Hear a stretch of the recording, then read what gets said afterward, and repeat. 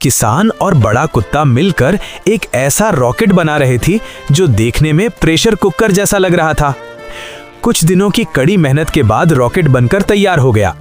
कुत्ता खुशी खुशी भौं भौं करता हुआ चांद पर जाने के लिए रॉकेट में बैठ गया और सीधे चांद की ओर रवाना हो गया।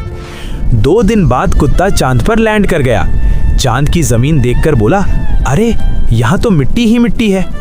फिर उसने जमीन जांचने के लिए एक गड्ढा खोदा और उसमें एक सेब का पेड़ लगा दिया।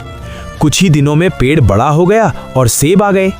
लेकिन तभी कुत्ता रोने लगा, क्योंकि चांद पर सेब तो थे पर लाइक और सब्सक्राइब करने वाला कोई नहीं था।